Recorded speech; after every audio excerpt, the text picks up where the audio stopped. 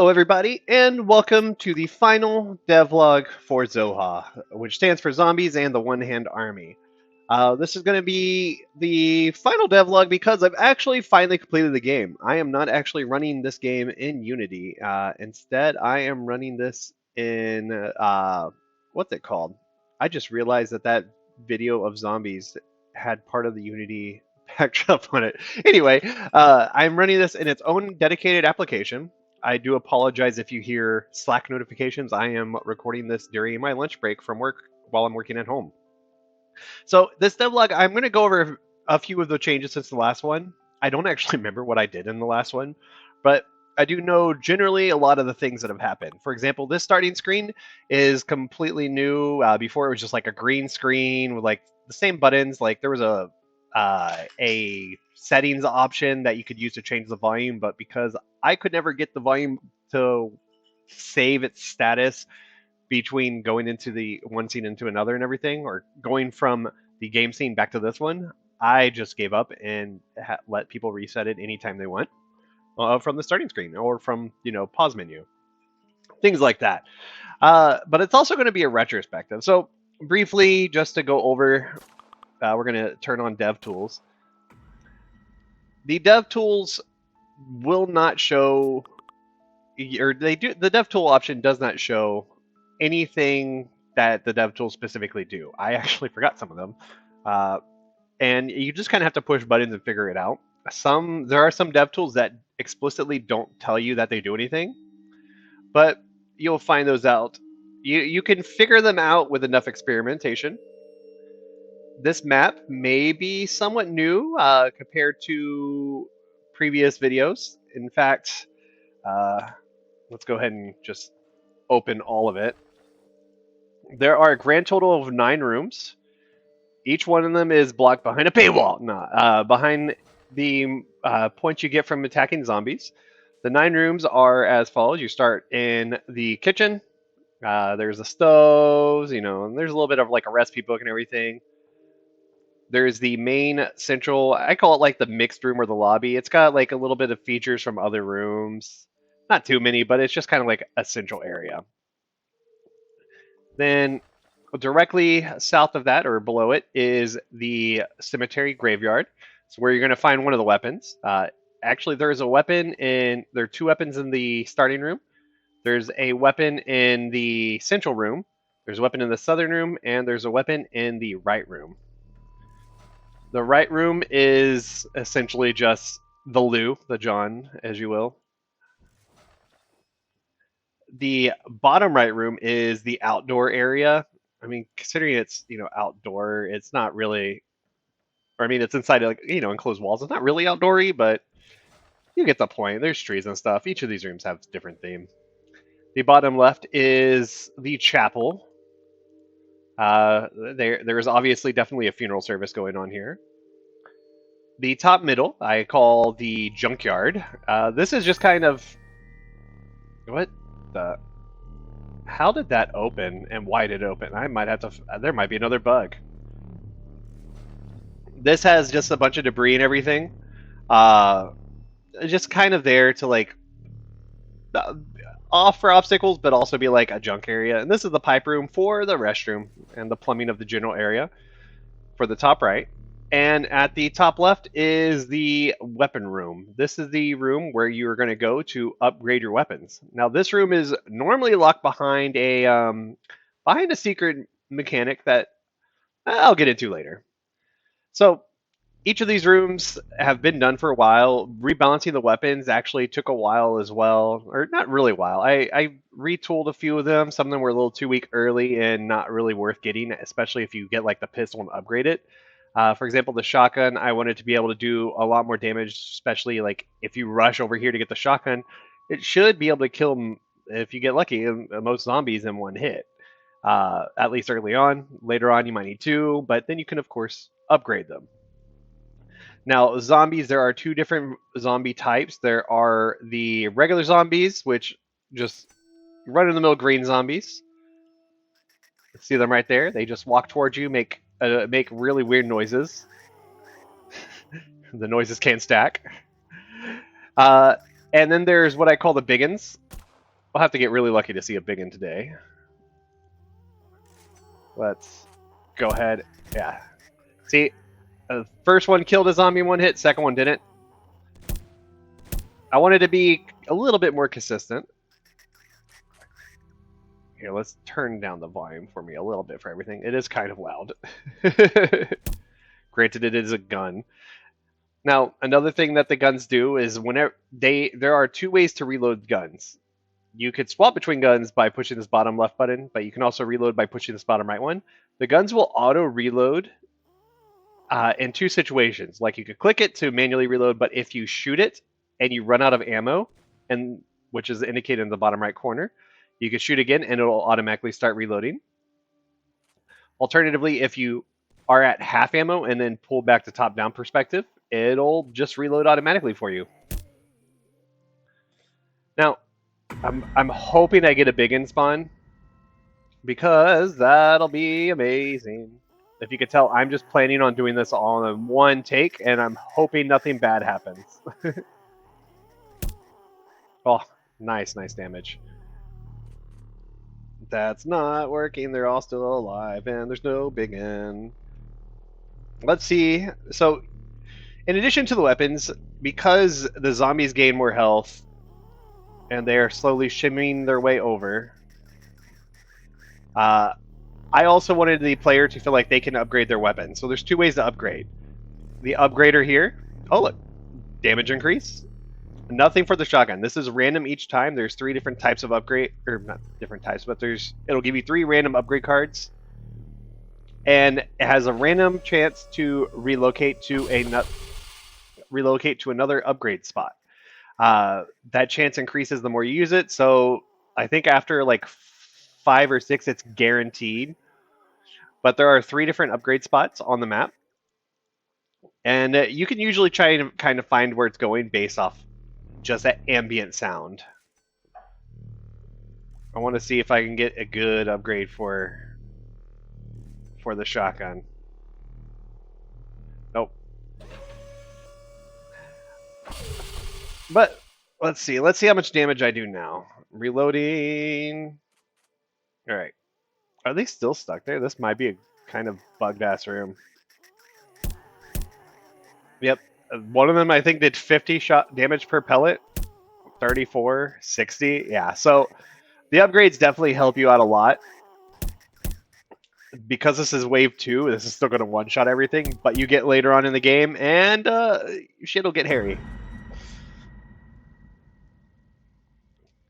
Now, the game itself has another upgrade system, and this one, like I said, I will kind of disclose some information about it, but it's not something that's going to be readily available at this very start of the game. It's designed for people who are like super grinding onto it and wanting to get late game. The weapon upgrades themselves are kind of crazy, but I also like to leave that for some people to explore. As you can see, it says mod equip weapon, missing tools, and 2,000 gold, or 2,000 currency. Currency's on the bottom left. With dev tools, you can actually give yourself the missing tools as well as free money. And you can even open the door, which I'll go over the secret in a bit. The missing tools, you would have to explore around the map and find them. They are hidden, but the upgrades for each weapon are pretty dramatic. So the shotgun gains a modified version of its firing. The SMG gains damn near double damage, essentially, because it'll shoot 2 bullets instead of 1 for each bullet. Pistol has modified firing. The rifle and the crossbow become really, really strong, especially with the right upgrades. So each weapon offers a different type of like upgrade that you can exploit. But that's kind of where the game's at. Like there are the bigger zombies. I haven't had one spawn on me yet, so I'm kind of hoping for. The bigger zombies, they are taller and redder, and they will just kind of like hunt you down, and wow, that still plays for sound effects. They will attack you with like a ranged attack. I'm hoping one spawns. You can usually tell if one spawns because it'll make a loud screeching noise. Oh, I'm low on ammo. You know what? Let's get my pistol. Ow. Oh, crap. Oh, this is a bug I didn't fix. Oh, well, it's fine. You just have to go up and buy more ammo, and it'll fix itself. Oh no, I'm trapped! Or am I? The upgrader's on the top right, isn't it? Yes, it is. I just want to see the very, very, very, very fun big zombie. Anyway, I will keep playing this, and to show off like what exactly happens, I might edit this a little bit, but this is all going to be done in one take. So, with the development of this game, there are a few things I wanted to go over. Like, this is essentially the retrospective part of the game. There were a few things I liked, disliked, things I wanted to add. There's some memories I have on the game, regrets, just future thoughts on the game. Things I liked. It was just developing a game is one of those things. It's very coding intensive, but like once you get something to work the way you want it to, it is super exciting. It's kind of like seeing a baby walk for the first time. You get super excited, and you just can't stop smiling whenever everything's working the way you want it to. And that was one of the things I loved about this game. Even now I still get excited about like just implementing things. Unfortunately, about things I dislike, like just the small changes that you don't readily see, like your stat changes and whatnot, just really aren't all that exciting to me. Oh damn, no shotgun ammo capacity. Uh, and just being by yourself working on it, like I'm not an artist at all. Like the shotgun model is honestly abysmal. The pistol, crossbow, and stuff, like I'm kind of proud of the crossbow model for a low poly model, and the pistol, actually this is like the second iteration of it. I really like how those turned out. But the shotgun is literally just the first version of the shotgun I made. The actual upgraded one is beautiful. I love it so much. In fact, I'm going to do the upgrade. So there's going to be a little bit of a jump skip. So once you get the two tools you need to upgrade, you take the weapon that you want to upgrade, go over to this crafting bench, and hold on, I'm about to kill a zombie. You'll notice whenever I hover over it, it no longer says missing tools. So if I click this, it'll upgrade the weapon. Each weapon has a distinct visual design, and it also might have a wall texture specifically to indicate or help indicate that it's been upgraded. Now, the tools that you can find to do the upgrade, they're only accessible once per map. So once you upgrade, you cannot get the tools again, and so you can only. Oh, there we go. It's, particles are glitching, so that's fun. But each weapon fires differently. The pistol and the shotgun are very similar, but the shotgun becomes a triple barrel, and it shoots all three barrels. It's so much fun. I love this thing. It's so useful once you have upgrades to just kill everything. And every weapon has some kind of degree of that. Zombies do get stuck in walls sometimes. I've just come to accept that, and I'm not going to fix it. Now, for the things I would like to add, obviously, I would love to expand on the map, make it bigger. Honestly, I'd like to add more verticality to the map, but character controllers and ramps and going up and down is awkward as hell. So that's one of the things I cut very early. Can I fire this twice? Yeah, you can. You can fire that back to back. It's just one non-stop stream. I would love to add more weapons and even more zombie types. In fact, one of the things I had an idea for was a flying zombie, so that you would actually have to just, actually aim up and shoot something moving around. But I just couldn't find a low poly model, and I was getting to a point where I was like getting kind of just burnt out on the game, and that's one of the things. Like game dev, you can get burnt out on. For me, I would get burnt out, but I would also specifically just like things would happen, and I would stop working on the game for weeks to even a month at a time. Right before the game was finished, I ended up getting the flu and just stopped all development altogether for like a month and a half. even after I was better, I was just like not in the mood to work on it and just like start the project. It was one of those things like it was almost like there was a wall just preventing me from doing so. I just everything else sounded more appealing because I knew there was only like, a couple hours worth of effort I had left. And just even starting those couple hours felt daunting. Now I've finally finished it and I've actually started my new game because that's the other thing is I had an idea for my second game and just wanting to work on that just kept dwelling on me. And part of the issue was I simply didn't refuse to work on it until after I finished development of this game. Uh, so that was one of the issues I had with finishing this. Why like all the devlogs are so spaced out is just because things would come up and I would just get so distracted by literally everything else in the world. Especially it didn't help with like major game releases or my brother and I playing Fortnite, things like that. Uh, let's see other things. I had fun ideas for like specific upgrades for weapons that I just could not implement. I just due to lack of experience. I'm still working on that, but it's hard to do. In fact, even in Unity, there's things I just have no idea why they do the things they do and cannot figure it out for the life of me. For example, this player character I made myself, and the movement, if you pay attention, a lot of the stuff warps because I couldn't figure out how to get to stop warping whenever I rotated it. It would just like because it was parented onto something else, that's what would happen. But all things considered, the game did, I would say, it turned out about 80% of what I wanted it to. Like, of course, you're always going to have things that you wish you could have done, and there are, but I'm super content to the point I don't really feel like I need to or I'm going to make any changes. Any major bugs are either nothing, or any bugs are usually pretty minor. Like the getting stuck on auto reload whenever you're down to like your last shot, like last two shots on a weapon. Uh, Especially with the shotgun, you could just buy more shotgun ammo. If you get stuck, that's my bad, sorry. Zombie getting trapped on geometry, that's just nav mesh being nav mesh and stupid.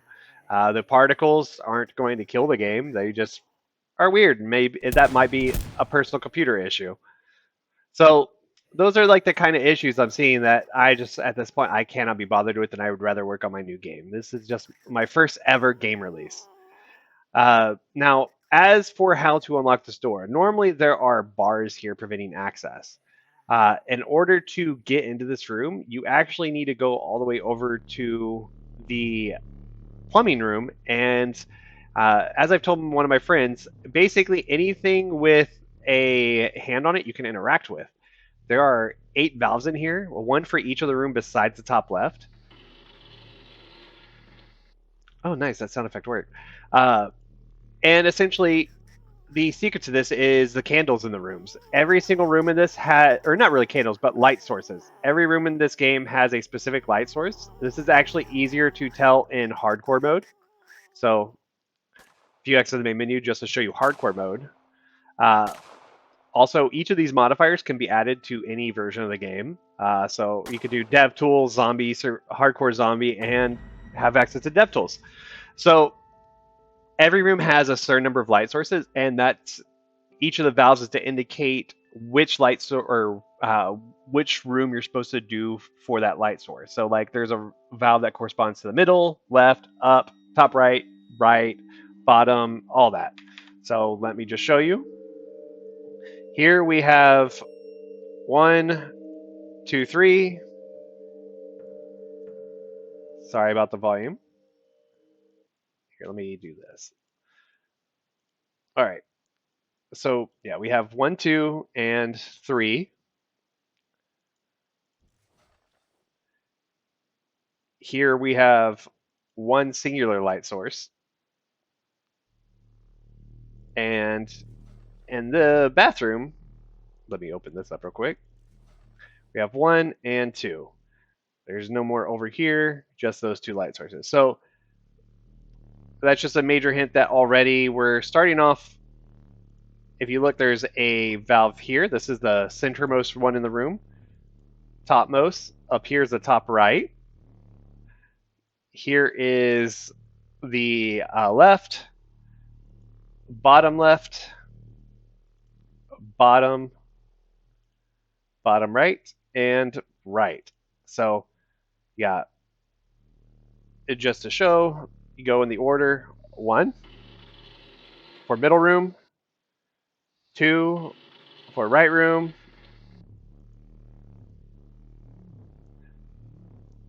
3 for left room. I'm gonna mess this up. Watch. 4 for bottom room, 5 for top, 6 for bottom right, 7 for top right, and number 8 is bottom left. Once you do it, you hear that ding, and these should no longer be interactable. So now if I go over here, you can already see the doors are gone. Now, as for the tools, that I'm going to leave up to you to explore and find out. If for any reason you give up on trying to find the tools and you want to get them to just experiment, if you go to the dev tools option, the button K gives you the tools. So those are the two main secrets. There's also one other mode that I put in the game that is just question mark, question mark, question mark. I'm not going to tell you what it entails. It's nothing game changing, but it was me being silly and having fun. There are fun modifications you can do. So, God, I'm only doing dev tools because I'm not going to play this mode without opening up rooms. I don't actually have a button to open up all rooms in dev tools, unfortunately. So recreational zombies. If you remember one devlog, there's a video of zombies skiing around. That is entirely what it is. They just move around like crazy, and it makes it really hard to dodge them. Also, zombies, if they touch a door, they will open it. That's intentional. But Valor, to me, is a reference to League of Legends, and it will make you only able to use the crossbow. Oh god, oh god. Oh god, oh god, oh god. No, no, no, no, no, no, no. Cooldowns, cooldowns, cooldowns. How did that open? There wasn't a zombie that touched it, was there? No, shoot, shoot, shoot. Now the projectile attack isn't too hard to dodge. I didn't want it to be impossible, but if you aren't paying attention, it could catch you off guard because it covers a large area. It's also just very slow, so that's kind of like the balancing feature of the big and zombies. But if you want to make it really difficult, feel free to play Valor to Me mode with recreational zombies and biggins only without using dev tools. And have fun with that. Make it even more fun. Do spray and pray. That one is a joke on the fact that like spray and legit pray, enemies and players both have 1 HP. This is just simply a joke on the whole idea of spray and pray for guns. Now, if you can get enough money to get to the Uzi, it's a perfect mode. You should probably not die. If you can get the super upgrade for the Uzi, double true. I do not recommend this mode with the crossbow.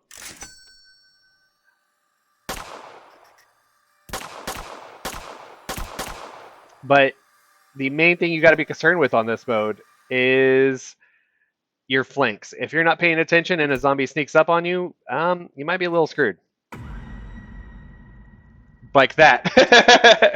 And lastly, once you die, I did this because I thought it would be fun for people to, like, you know, if this game ever did gain popularity or people wanted to share scores or whatever, I wanted to be able to have people show like if they were using modifiers or not, as well as what wave they got to and how many zombies they killed. It was just something simple to add, but I thought it would be fun. And now, the last thing I wanted to go over were future ideas and stuff.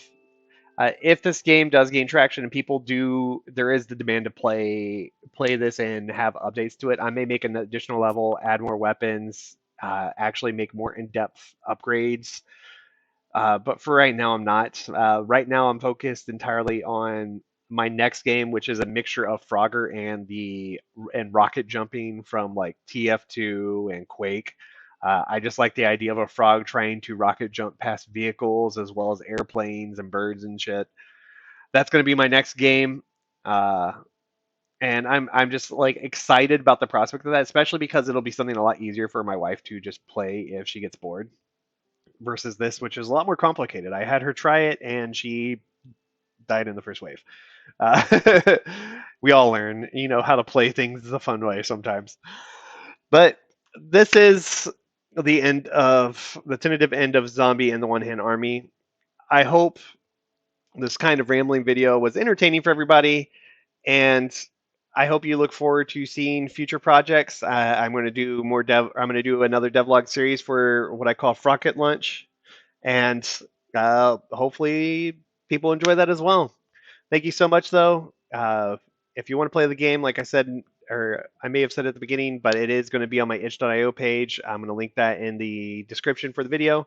And I hope y'all all come to check out future videos. Take it easy and goodbye.